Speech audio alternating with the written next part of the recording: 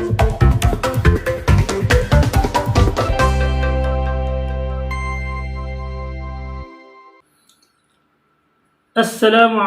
warahmatullahi wabarakatuh. Alhamdulillahi rabbil alamin. Wassalatu wassalamu ala asrafil anbiya'i wal mursalin wa ala alihi wa ashabihi wa man tabi'ahum bi ihsani ila yaumiddin. Amma ba'du. Alhamdulillah, kembali kita bersyukur kepada Allah Subhanahu wa taala. Kemudian kita berselawat atas Rasulullah Muhammad sallallahu alaihi wasallam. Allahumma salli ala Muhammad wa ala ali Muhammad. Saudara sekalian yang dimuliakan Allah Subhanahu wa taala, kembali kita melanjutkan pembahasan kita tentang pendidikan Islam pada sesi yang kedua ini. Pendidikan Islam adalah merupakan bagian dari gerakan Islam yang berorientasi untuk mewujudkan solusi dalam mendirikan masyarakat Islam yang mengedepankan kehidupan yang baik, mengedepankan interaksi kehidupan yang baik, yang hidup dengan cara-cara yang baik, atau dalam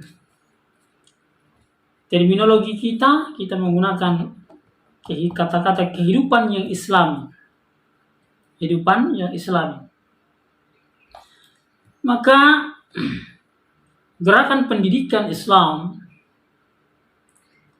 akan menuai sukses di dalam mewujudkan solusi Islam, mendirikan masyarakat Islami, dan memulai kembali kehidupan yang Islami apabila tiga hal berikut yang akan kita jelaskan secara singkat ini bisa terpenuhi. Yang pertama adalah membangun generasi Muslim. Membangun generasi Muslim. Yang kedua adalah membangun basis massa Islam. Dan yang ketiga adalah membangun kemampuan untuk mengatasi masalah-masalah, hambatan-hambatan dalam mewujudkan misi dan tujuan Islam. Yang pertama adalah generasi Muslim. Generasi Muslim yang dicetak oleh gerakan Islam dengan pola yang Islami, benar dan lengkap, di mana generasi ini berfungsi sebagai pilar-pilar atau sendi-sendi masyarakat Islami yang ditunggu kehadirannya. Saudara sekalian, apabila para penggerak sosialisme bersikeras bahwa masyarakat sosialis hanya bisa dibangun oleh orang-orang sosialis, maka seharusnya masyarakat Islami hanya lebih pantas untuk dibangun oleh para aktivis-aktivis Islami. Masyarakat Islami harus dibangun oleh para aktivis dakwah Islam. Karena itu adalah kewajiban yang harus ditunaikan oleh mereka. Oleh karena itu masyarakat Muslim tidak terbentuk kecuali setelah melalui proses pencetakan generasi Muslim. Kita melihat apa yang dilakukan oleh Rasulullah Sallallahu Alaihi Wasallam dalam mencetak generasi Muslim di Makkah, sehingga di pundak mereka dan pundak orang-orang Ansar yang bergabung dengan mereka lah Islam dapat berdiri tegak. Saudara sekalian, suatu ketika seorang aktivis dakwah Islam ditanya, bagaimana caranya sebuah kekuasaan yang Islami dapat dicapai? Maka aktivis dakwah itu menjawab, yakni dengan salah satu dari dua cara, yaitu iman berpindah ke dalam hati para penguasa atau kekuasaan berpindah ke tangan orang-orang yang beriman. Kalau kita mencermati dengan seksama, andai kata iman bisa benar-benar berpindah dengan mudah ke dalam hati para penguasa, penyelenggara negara, maka niscaya jalan ke sana akan sangat pendek, akan sangat mudah, dan orang-orang beriman itu tidak perlu berjihad, tidak perlu berjuang dalam tanda kutip untuk menegakkan kalimat Allah Subhanahu wa Ta'ala. Tetapi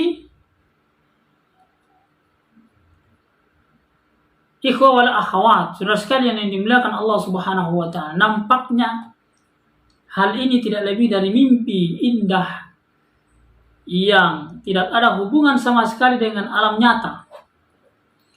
Sebab orang-orang yang meyakini sesuatu di masa mudanya, ia akan mati dengan keyakinan itu. Para penguasa itu akan menjalani masa muda dan masa tua mereka dengan ideologi yang mereka anut. Kalaulah mereka menganut ideologi sekuler misalnya, liberal dan seterusnya, maka demikianlah ketika mereka berkuasa. Karena sejak kecil hingga tua mereka pun akan mempertahankan ideologi mereka, pertahankan keyakinan mereka. Maka tentu sangat kecil kemungkinan untuk memalingkan muka mereka ke arah yang lain. Sekalipun arah yang lain itu adalah agama yang mereka warisi dari leluhur mereka. Agama yang dengannya mereka mengaku bahwa mereka beragama, itu agama Islam misalnya.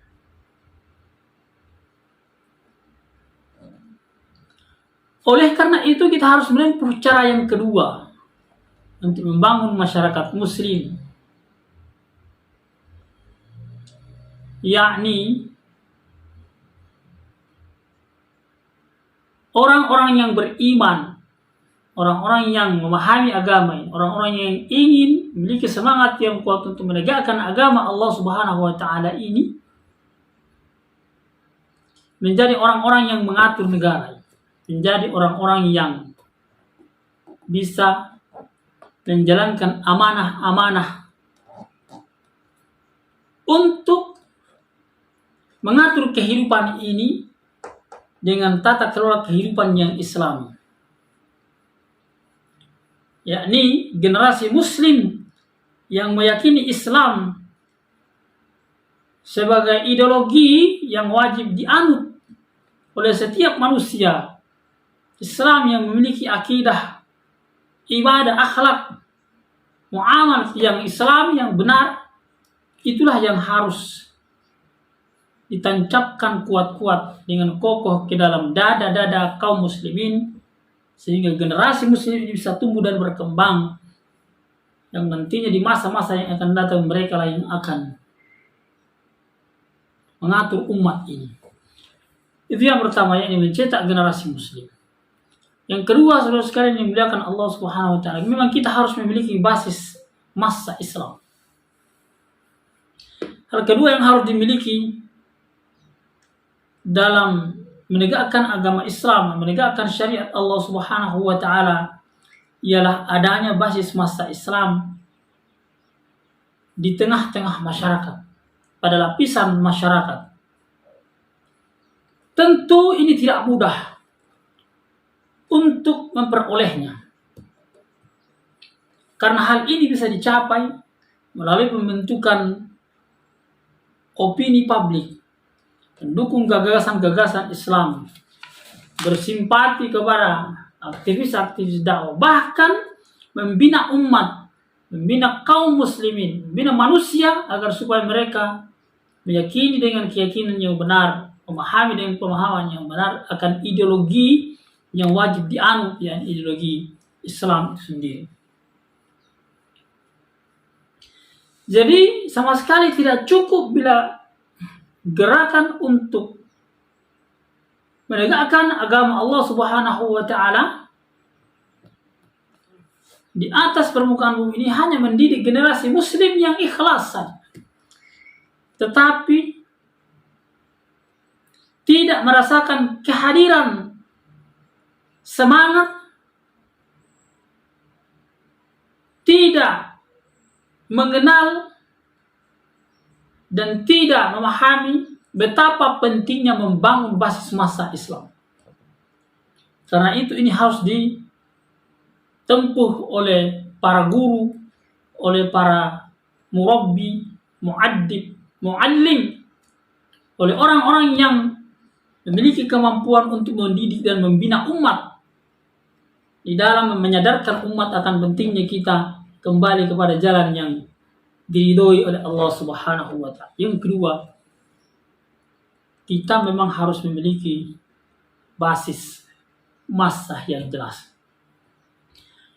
Yang ketiga, kaum muslimin harus memiliki kemampuan untuk mengatasi hambatan-hambatan, tantangan-tantangan. Hal ini harus terpenuhi bagi suksesnya gerakan Islam untuk membangun generasi muslim dan membangun basis massa Islam. Kemampuan mengatasi hambatan dan rintangan yang menghalangi upaya-upaya untuk mencegah tercapainya tujuan dakwah Islam ini juga harus dimiliki oleh para aktivis, oleh para penggerak, oleh para motivator, oleh orang-orang yang mendidik umat ini agar supaya mereka paham dan tahu bagaimana caranya mengatasi dan mengelola hambatan-hambatan itu untuk kemudian mengantarkan kita mencapai tujuan yang besar itu. Karena itu saudara-saudara sekalian yang dimuliakan Allah Subhanahu wa taala, tentu pendidikan Islam adalah di antara upaya untuk mewujudkan 3 perkara tadi. Mendidik umat untuk membangun generasi muslim. Mendidik generasi muslim agar supaya di tengah-tengah masyarakat kita memiliki basis Islam, basis massa Islam. Dan mendidik umat agar supaya memahami bagaimana mengatasi hambatan, tantangan, dan rintangan di dalam mewujudkan cita-cita besar ini.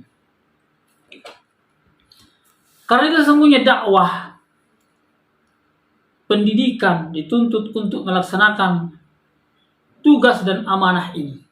Tugas pendidikan sebagaimana yang dilakukan oleh Nabi Sallallahu Alaihi Wasallam pada fase-fase awal mendakwahkan agama ini kepada para sahabat-sahabat Rasulullah SAW. Bagaimana Rasulullah SAW mengumpulkan para sahabat sebuah rumah kecil di rumah Arkam bin Abil Arkam, dan mereka dididik oleh Rasulullah, dibina oleh Rasulullah Sallallahu Alaihi Wasallam.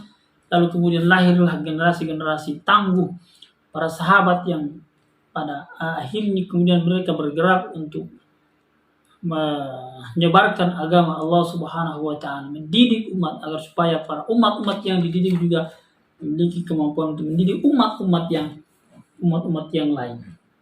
Saudara sekalian yang dimuliakan Allah Subhanahu wa taala. Karena itu upaya mendidik umat adalah sesuatu yang sangat penting. Tugas mendidik ini yang diantaranya adalah tablik, tentu harus diupayakan dilaksanakan secara maksimal. Yakni mengajarkan kepada umat tentang perkara-perkara yang berkaitan dengan tauhid, mendidik umat tentang perkara-perkara yang berkaitan dengan ibadah, mengajarkan kepada umat tentang perkara-perkara yang berkaitan dengan syariat Allah Subhanahu wa taala. Sehingga Islam adalah menjadi nafas kehidupan dari setiap masyarakat, dari setiap manusia yang hidup di tengah-tengah masyarakat itu.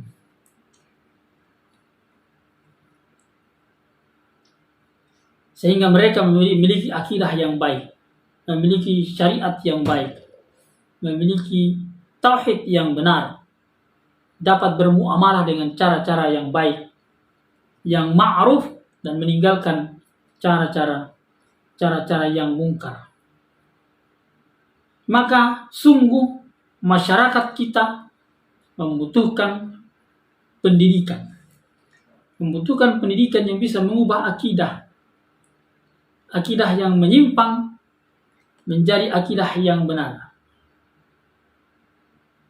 Pendidikan yang merubah syariat. Dari syariat yang melanggar menjadi syariat yang sesuai dengan Al-Quran dan Sunnah. Pendidikan yang merubah orientasi hidup. Yang tadinya orientasi hidupnya semata-mata hanya untuk urusan dunia saja. Tetapi dirubah menjadi orientasi kehidupannya adalah orientasi untuk akhirat. Untuk menegakkan kebaikan-kebaikan di hadapan Allah Subhanahu wa ta'ala. Karena itu saudara-saudara sekalian yang dimuliakan Allah Subhanahu wa ta'ala, Syekh Abdurrahman Abdul Khaliq dalam bukunya Khutut Raisiyah li Ba'thi Al-Ummah Al-Islamiyah, pada judul Jalan Menuju Kebangkitan Umat Islam, mengatakan bahwa kita tidak bisa membayangkan adanya umat yang baik, adanya umat yang sempurna, kecuali dengan membayangkan adanya sebuah komunitas, sebuah kelompok, sebuah masyarakat yang memiliki akidah yang sama dan pola hidup yang sama. Akidah yang benar, pola hidup yang benar, syariat yang benar, pola hidup yang benar. Sehingga di sana terbangun kekuatan umat Islam yang kemudian kehidupan ini dikelola dan diatur dalam ranah keberagamaan itu sendiri. Apalagi kita melihat saudara sekalian yang dimuliakan Allah Subhanahu wa ta'ala, secara kuantitas jumlah orang Islam terbilang banyak. Jumlah orang Islam ini ada ratusan juta, miliaran bahkan, secara global seluruh dunia. Akan tetapi kondisi mereka seperti yang kita ketahui. Seperti keadaan yang kita lihat hari ini. Umat Islam banyak, tetapi kekuatannya rapuh. Fondasinya tidak kuat dan tidak kokoh, sehingga mudah digoyang dan mudah dipengaruhi oleh kekuatan-kekuatan lain yang datang dari luar Islam. Karena itu pada penjelasan yang lalu kita menjelaskan tentang penjelasan Al-Allamah Syekh Al-Albani rahimahullah ta'ala yang menyebutkan bahwa harus ada pembersihan. Harus ada pembersihan. Akidah harus dibersihkan dari penyimpangan. Syariat harus dijelaskan agar supaya menjadi keyakinan dan kemudian diaplikasikan dalam kehidupan umat Islam. Karena itu, orang-orang yang menyerukan penerapan syariat Islam dituntut untuk menerapkan syariat Islam dalam masalah keumatan, semua masalah. Sehingga kejayaan Islam ini bisa terwujud.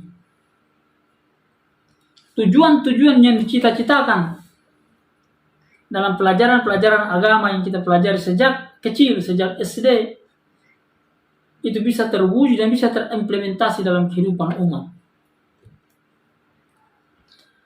Dan itulah yang dilakukan oleh Rasulullah sallallahu alaihi wasallam, contoh dan tauladan kita. Laqad kana lakum fi Rasulillahi uswatun hasanah liman kana yarjullaha wal yawmal akhir wa dzakarallaha katsiran.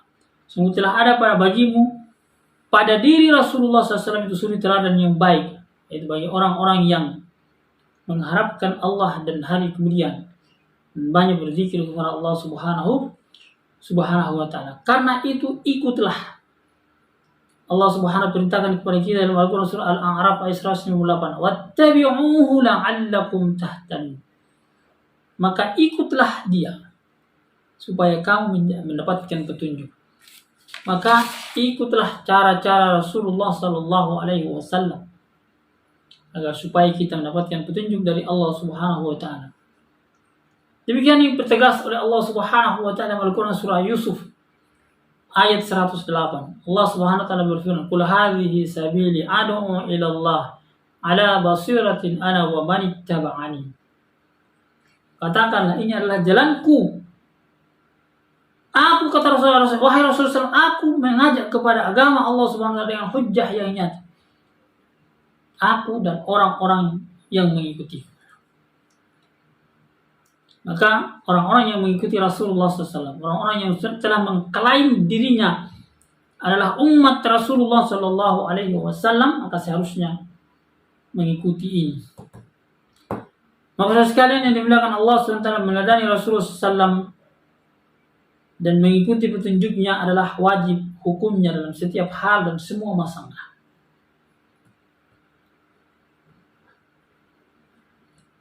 Dan demikianlah bukti syahadat kita. Asyhadu anna Muhammadar Rasulullah.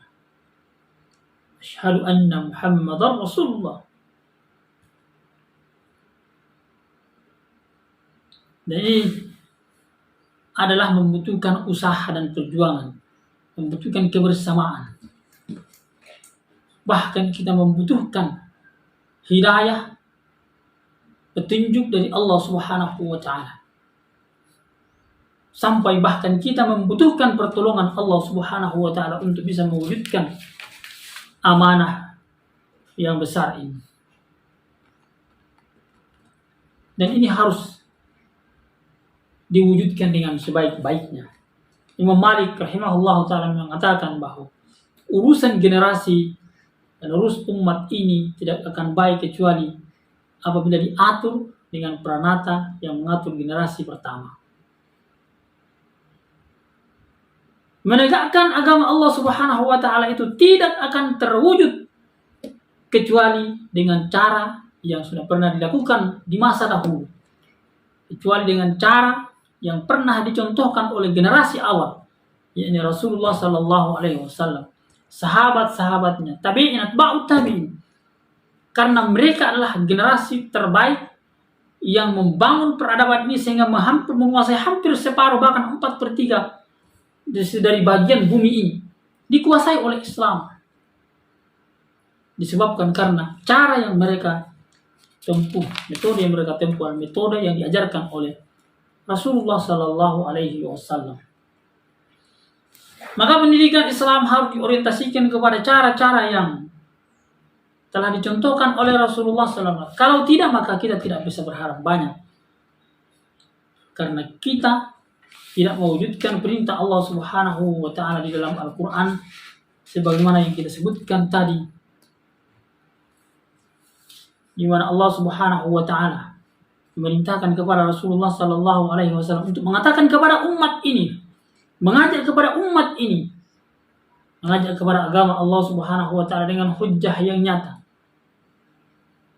Demikian juga ya Allah Subhanahu wa taala katakan kepada orang-orang yang beriman agar supaya menempuh jalan yang telah dicontohkan oleh Rasulullah sallallahu alaihi wasallam. Kalau tidak, maka demikianlah kita akan menjumpai keadaan yang tidak bersesuaian dengan apa yang dicita-citakan di dalam agama yang mulia ini. Tidak bersesuaian dengan apa yang diinginkan di dalam Al-Quran dan hadis Rasulullah sallallahu alaihi wasallam. Saudara sekalian yang dimuliakan Allah, semoga orientasi pendidikan kita tidak hanya sekedar mengajarkan kepada umat tentang ilmu-ilmu dunia, tetapi juga bagaimana kita mengelaborasi agar supaya dalam sistem pendidikan kita, dalam proses pendidikan yang kita lakukan, baik itu proses pengajaran, baik itu proses praktek, baik itu proses peneladanan, di dalam sistem pendidikan ini bisa kita wujudkan dengan nilai-nilai Islami yang kokoh dan kuat kepada hati anak didik kita, kepada pemikiran anak didik kita, sehingga mereka tumbuh dan besar, lahir menjadi generasi Muslim, generasi Islam yang di dalamnya ada orientasi yang begitu panjang, bukan hanya orientasi di dunia yang pendek ini, tetapi juga orientasi yang panjang yakni kelak di akhirat nanti ketika bertemu dengan Allah Subhanahu wa taala. Barakallahu li wa lakum. Semoga ini bisa bermanfaat bagi kita semua. Insyaallah kajian kita lanjutkan pada sesi berikutnya. Subhanakallahumma rabbana wa bihamdik asyhadu an la ilaha illa anta wa astaghfiruka wa atubu ilaik wa akhiru da'wana alhamdulillahi rabbil alamin. Wassalamu alaikum warahmatullahi wabarakatuh.